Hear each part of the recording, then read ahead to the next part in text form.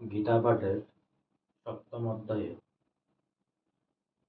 বিজ্ঞান যোগের ৫ নম্বর শ্লোক। আজকে আমি অনেক দিন পরে গীতা পাঠ করছি, তাই অনেক অনেক সাবস্ক্রাইব করেন, অনেক অনেক লাইক করবেন। কারণ আমার অল্প প্রবলেম ছিল, তাই আমি গীতা পাঠ আর বাকি চাণক্য নীতি আমি দিতে পারি না, তাই শর্টকাটে কিছু ভিডিও আমি দিয়েছিলাম। এখন গীতা পাঠ আগের মতোই থাকবে, তার সাথে যেগুলো দিয়েছি এতদিন ওটাও থাকবে। আমার কিছু ভুল ত্রুটি হলে আমাকে মাফ করে দেবেন। তাই আজকে আমার আবার পুনরায় গীতা পাঠ শুরু হতে চলছে। আজকে আমি পড়ব, আগে আমি পড়েছিলাম ৪ নম্বর শ্লোক সপ্তম অধ্যায়ের বিজ্ঞান যোগের।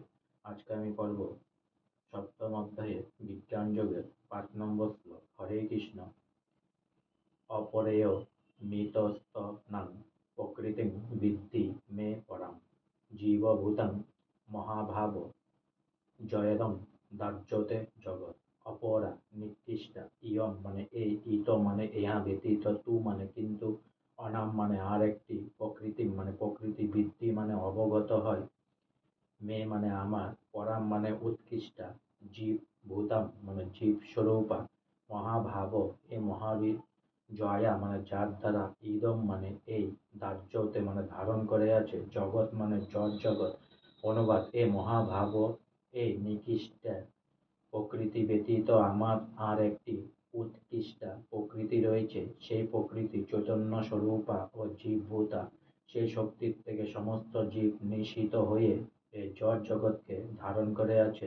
তাৎপর্য: এখানে স্পষ্টভাবে বর্ণনা করা হয়েছে যে জীব ভগবানের পরা প্রকৃতি বা উৎকৃষ্টা শক্তির অন্তর্গত। ভগবানের অনুৎকৃষ্টা শক্তি হচ্ছে জড় জগৎ, যা ভূমি, জল, অগ্নি, বায়ু ও আকাশ এবং মন, বুদ্ধি ও অহংকার নামক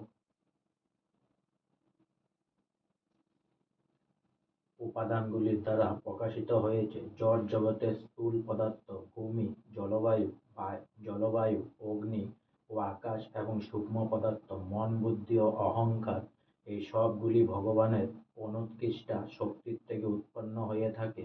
এই অনুৎকৃষ্টা শক্তিকে কাজে লাগিয়ে তার অভীষ্ট সিদ্ধির চেষ্টা করছে যে জীব, সেই হচ্ছে ভগবানের উৎকৃষ্টা শক্তি, এবং এই শক্তির প্রভাবে সমস্ত জড় জগৎ সক্রিয় হয়ে আছে। ভগবানের উৎকৃষ্টা শক্তি জীবের দ্বারা সক্রিয় না হলে বিশ্ব ব্রহ্মাণ্ডে কোনো কর্মই সাধিত হয় না।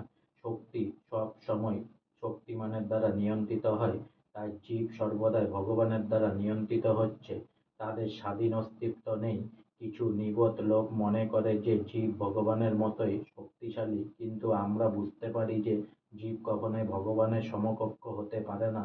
জীব ও ভগবানের মধ্যে পার্থক্য নিরূপণ করে শ্রীমদ্ভাগবতে 10/87/30 বলা হয়েছে: অপরিমিতা ধ্রুভাস্তনুভীত যদি সর্বগতা স্তবহি ন শাশ্বতেতি নিয়ম ধ্রুব নেতরা তা অর্জনি চ জন্মজং তদ বিমুচ্য নিহন্ত ভবেৎ সম মনু যাতনাং যৎ মতং মত দুষ্ট তয়া।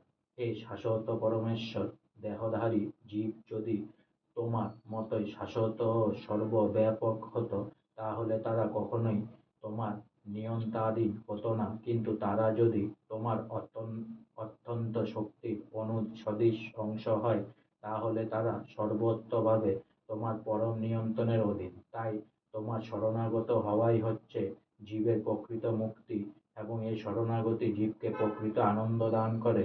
সে স্বরূপে অবস্থান করলেই তবেই তারা নিয়ন্তা হতে পারে। সুতরাং যে সমস্ত মূর্খ মানুষ অদ্বৈতবাদের প্রচার করে বলে যে ভগবান ও জীব সর্বতোভাবে সমান, তারা প্রকৃতপক্ষে ভ্রান্ত ও কুলুষিত চিন্তাধারা নিয়ে বিপদে পরিচালিত হচ্ছে এবং অন্যদেরও বিপদে পরিচালিত করছে।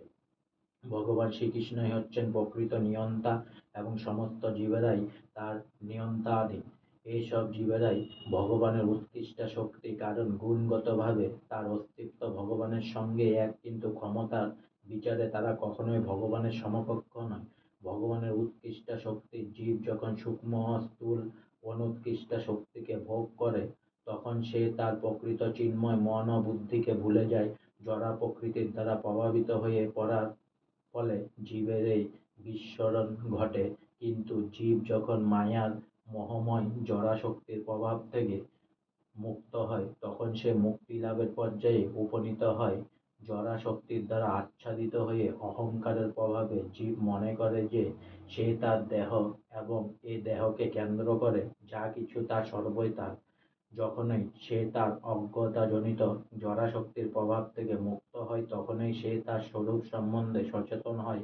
আবার ভগবানের সঙ্গে এক হয়ে যাওয়ার যে দুর্বিসন্ধি, সেটিও একটি মস্ত বড় বন্ধন। প্রকৃতপক্ষে এটিই হচ্ছে সবচেয়ে নিকৃষ্টতম বন্ধন। তাই জড় বন্ধন থেকে মুক্ত হতে হলে ভগবানের সঙ্গে এক হয়ে যাওয়ার দুরভিসন্ধি ত্যাগ করতে হয়। এখানে গীতায় ভগবান শ্রীকৃষ্ণই বলেছেন, জীব হচ্ছে তার অনন্ত শক্তির একটি শক্তি মাত্র। এই শক্তি যখন জড় জগতের কুলস থেকে মুক্ত হয়ে পূর্ণভাবে কৃষ্ণ চেতনা লাভ করে, তখন সে তার স্বরূপ উপলব্ধি করে মুক্তি লাভ করতে পারে। আজকে আমার গীতা পাঠের 7ম অধ্যায়ের 5 নম্বর শ্লোক এখানেই সমাপ্ত হলো।